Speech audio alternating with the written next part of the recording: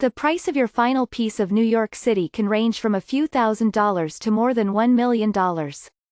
If the ever-soaring price of condos in New York City has your head spinning, wait until you shop for a cemetery plot. Prices for the last piece of real estate that any New Yorker will ever own, a cemetery plot or an above-ground crypt, have also climbed significantly over the years. Basic cemetery plots across the 5 boroughs now generally cost $4,500 to $19,000, not including hefty fees for foundations, interments and maintenance.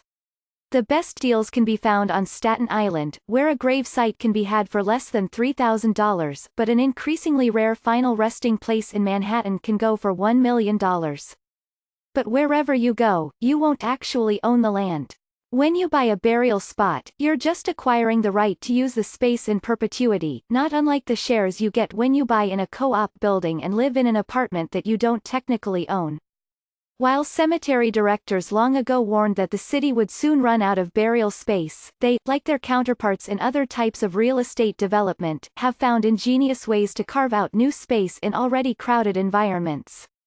In fact, there may be enough cemetery plots left in the city to last for several more decades, even in historic sites like Greenwood Cemetery in Brooklyn and Woodlawn Cemetery in the Bronx. The growing popularity of cremation has helped ease the demand. While consumers have turned to cremation for many reasons, an urn with cremated remains, or cremains, as the funeral industry refers to them, takes up far less space than a coffin. An in-ground plot for cremains at Cypress Hills Cemetery in Brooklyn is only 2 square feet and starts at $1,200. Space, of course, was less of an issue 150 years ago. When Tammany Hall politician Boss Tweed died in 1878, he and his family had already bought 2 large plots at Greenwood that were combined to accommodate one and all. Mr. Tweed's final abode is 600 square feet and enclosed by a low granite wall with a bronze gate. His monument stands at the center, surrounded by other monuments and headstones for his father, his wife and children, and assorted relatives, with plenty of room to spare.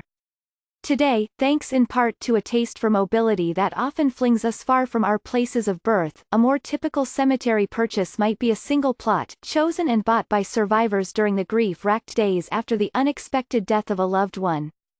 Perhaps not surprising in a city as dense as New York, the deceased are often not alone in their single plots.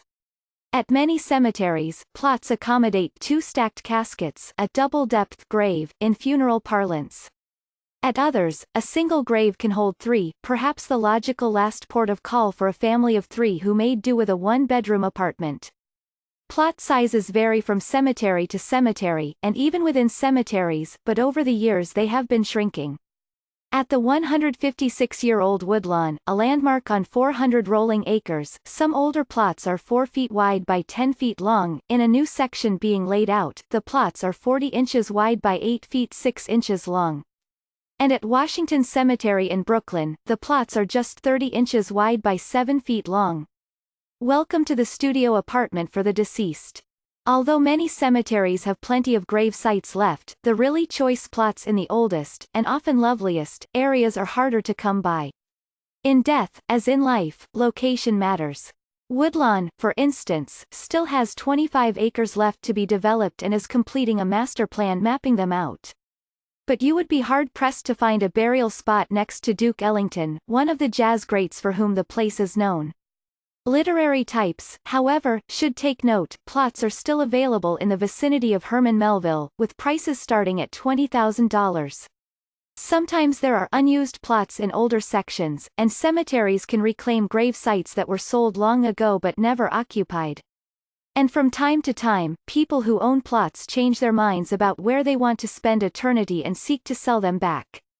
Cemeteries decide, on a case-by-case basis, if buying a plot back makes sense from a resale point of view, or whether it amounts to the equivalent of acquiring an unused bedroom in someone else's Classic 6.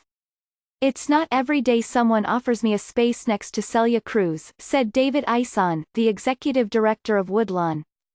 Just as New Yorkers with small apartments have been forced to turn dining rooms into bedrooms and closets into home offices, cemeteries, too, have gotten creative. They have ripped up roadways and paths to make room for more grave sites. They are building mausoleums for above-ground burials, more stacking of caskets, but unlike apartment buildings, where the most desirable units tend to be at the top, in mausoleums the eye-level offerings are the most coveted and expensive, with prices declining as you go higher or lower. Back in 2010, Greenwood officials believed the cemetery would have to stop selling plots in about 5 years. Now Eric Barna, the vice president of operations, thinks the cemetery might still be burying people for decades. The end might be 25 years away or 50 years away, he said.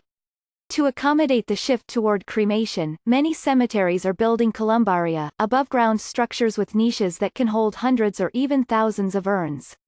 Niches with glass fronts have become popular, allowing survivors to display not only an urn but also photos and other mementos. Flushing Cemetery, in Queens, the 75-acre expanse where Louis Armstrong is buried, is down to its last acre of space for burials, said John Helly, the general manager. But the cemetery just built its first mausoleum, which opens this spring. The structure will contain 168 crypts and 3,400 niches, and take up the same amount of space that might otherwise have been devoted to a few hundred graves. Because many of the niches are companion niches, with room for 2 urns, the mausoleum will be able to hold about 5,000 urns. It will extend the life of the cemetery. Mr. Helly said. The one place where it is nearly impossible to be buried? Manhattan. Trinity Church's cemetery in Hamilton Heights, which sprawls on either side of Broadway and bills itself as the only active cemetery and mausoleum in the borough, no longer accommodates in-ground burials. Mayor Edward I Koch was buried there in 2013, for what was then an eyebrow-raising price of $20,000. Today, above-ground crypts at Trinity can run as high as $60,000 for a single coffin, while niches for a single urn range from $1,900 to $6,500. Those with considerably more money to spend might consider a crypt at the New York Marble Cemetery, one of many burial grounds that once dotted the East Village. There are no headstones in this hidden spot, reached through iron gates on 2nd Avenue. Weathered names of the original crypt owners, many of them Dutch and English entrepreneurs who arrived after the American Revolution, are carved on marble tablets on the walls around the lawn.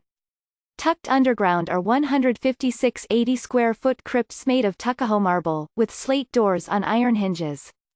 Picture a wine cellar with a vaulted ceiling, said Caroline S. Dubois, the cemetery's volunteer president, whose own family crypt has had 19 burials since 1831.